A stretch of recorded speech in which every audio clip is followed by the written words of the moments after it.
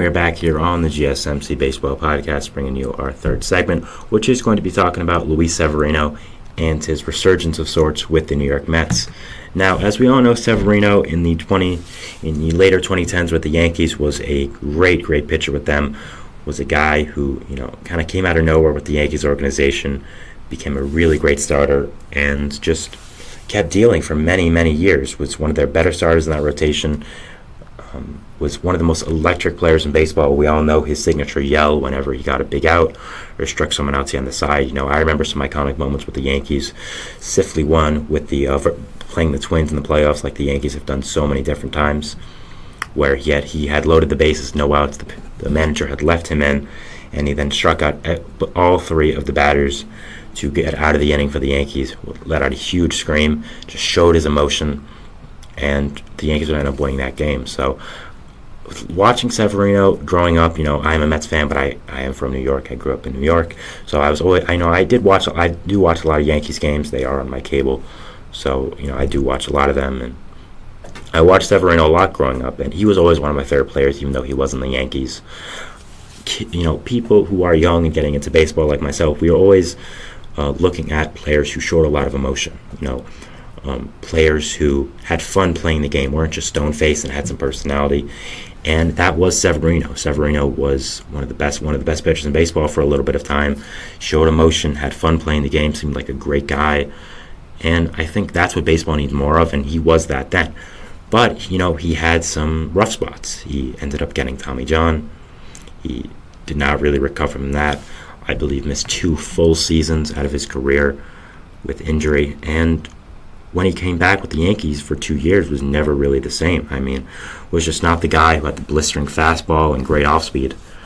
You look at his career in 2019, he had 3 games started. 2020 missed the entire season with injury, and then 2021 had 4 games started. So that's 7 starting. He had 7 starts in a matter of 3 years. That's how long it took him to get back from injury and fully rehab. But 2022 he came back, had 19 starts, had a 3.18 ERA. Was great. And then in 2023, everything just kind of exploded. He had a 6.65 ERA, made 18 starts as well, so it wasn't even like he had 4 bad starts and then got injured or something. No, he was making consistent starts with the Yankees.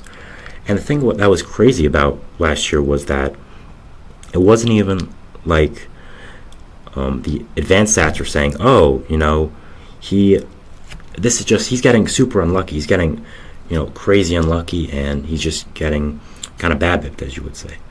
No, he had a 5.89 expected ERA, so his ERA is expected to be that.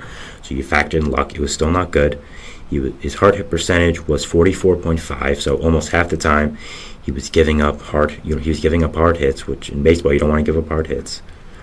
His FIP was 6.14. His ERA minus was 159.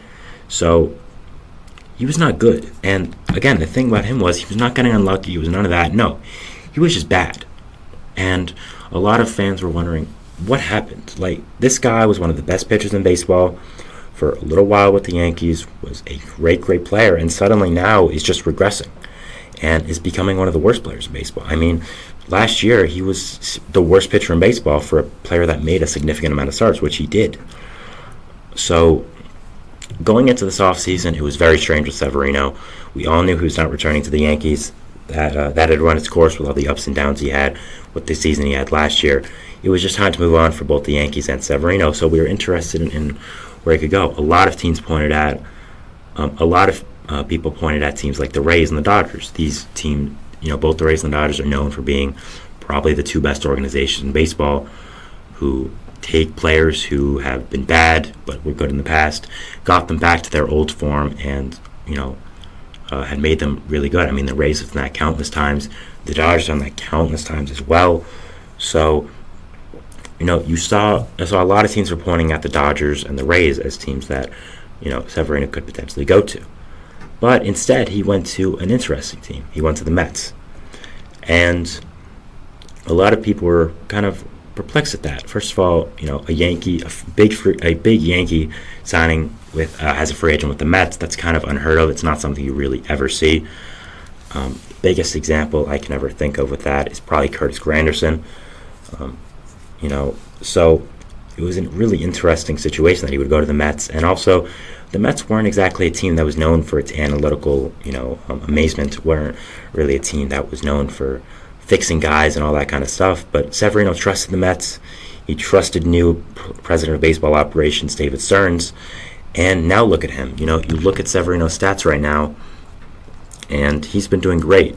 First of all, just standard, he has a 2.31 ERA in the season, 6 games started.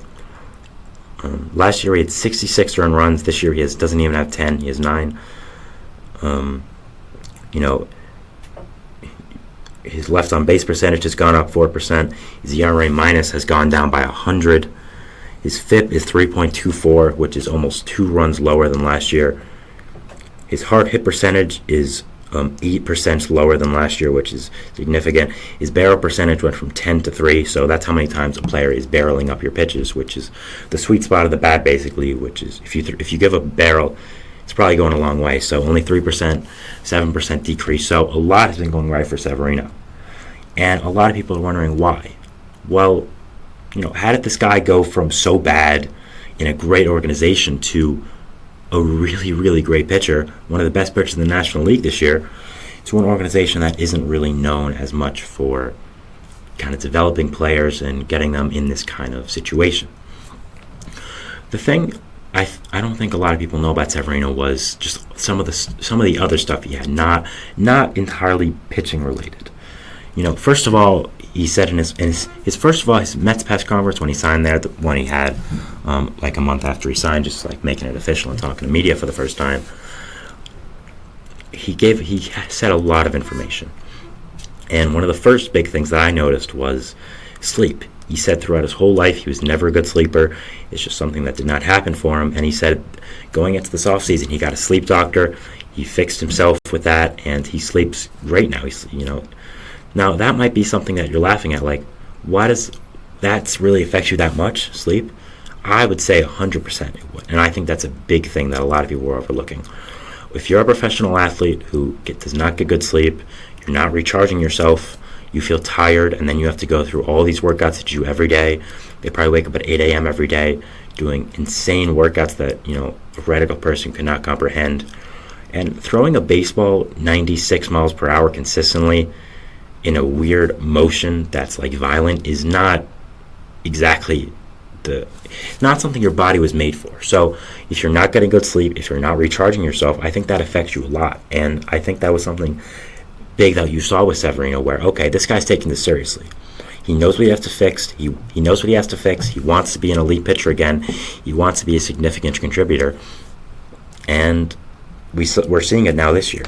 Another thing is him staying in New York. A lot of free agents who have spent a lot of time in one place might have trouble going to their new environment. Severino probably stayed in the same house, stayed in the same neighborhood, kids stayed in the same school. I don't imagine he, moved all the way because he's going now from the Bronx to Queens. So I think that was another thing. Being a free agent, still getting your big contract, but you stay in the same place, but go to a different team and get a fresh start. So that's another great thing with him. And also, a lot of players who go to New York don't know how to handle the media.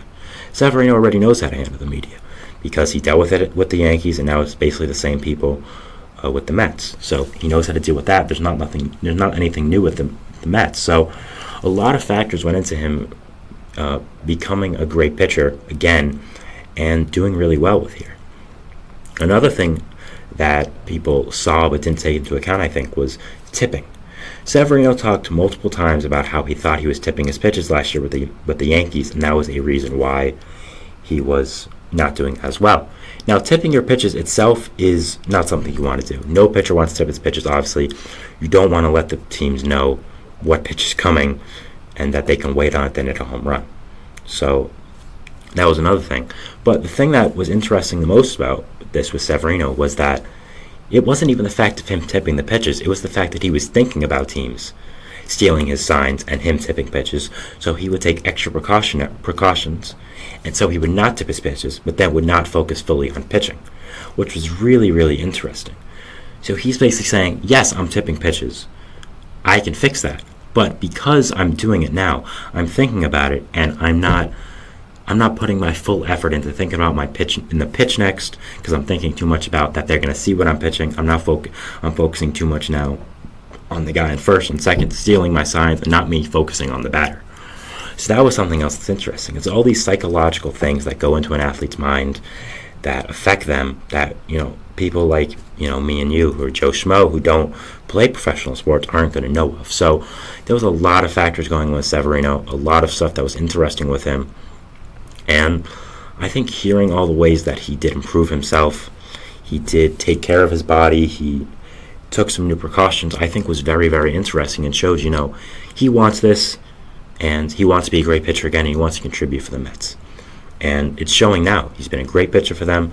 The Mets, while haven't been great recently, were on to a good start before and doing really, really solid. So I think seeing this with Severino, you are very excited and you hope that he can become the Severino of the past with the Mets again, and is doing really well. I mean, he has a 2 ERA with them through 6 starts, took a no-hitter into the 8th inning against a good Cubs offense. So, yeah, a really nice job by him so far with his career, and just great job by the Mets as well to see these things. No Severino was potentially a buy low candidate that could turn into something great, and they got him. I think that's something that David Stearns brings, and that's why the Mets waited years and years for him to become free and get him. Not only do you get the storyline of Stearns being a New York boy coming back home to his hometown team, but he's also great at his job. He knows how to deal with small markets and make those small market savvy moves, like a team maybe with Severino signing this guy who can refix his value, but also bridge the gap of that and signing people to big contracts. So like he did when he offered Yamamoto that huge contract. Of course he didn't sign it, but that was still a big offer. So I think it has to do with David Stearns, and it has to do with Severino, and just all these factors that I mentioned, why Severino has been doing so well. And I'm really happy about his resurgence. Has seemed like a great guy throughout his baseball career, and has been doing really, really well. And this also is a really win-win situation for the Mets. If the Mets are good, Severino is a building block for your rotation for this year and maybe even the future, and you can extend him, and you have a great pitcher going into the playoffs. If he's bad, and he continues pitching like this, you got an absolute haul for him at the deadline. So either way, this situation is great for the Mets. It's great for Severino. And just overall, again, I'm really happy that Severino is having a resurgence, is doing really, really well, and he's getting his career back on track. We're seeing a lot of players now who aren't able to do what Severino's doing. One main example that comes to mind is, unfortunately, as a Mets fan, Noah Syndergaard. Syndergaard went to LA, was okay there, went to Philly, was okay there, and then was just awful with the Dodgers last year, who he went to because, as he put it, everything they touched turns to gold. He was I'm sure he was expecting to go there and just get fixed and become Syndergaard of old.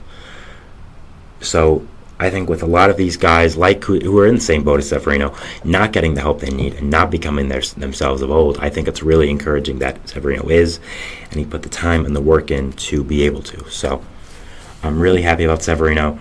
Great job for the Mets to determine that he was a buy low candidate, and a really interesting a really interesting player that you could sign as well. So good job there. Happy for him, and just a great job by the Mets. So that was our third segment here, talking about Luis Severino and his resurgence for the New York Mets. We'll be going into our fourth and final segment, which is talking about some news stories around the league. This is usually what I end the show off with, just some general news stories about transaction stuff, injury stuff that I did want to talk about. Couldn't really be talked about in a full segment, but it was still notable enough. So yeah, we'll talk about that, and we'll see you after the break. So thank you so much, and bye.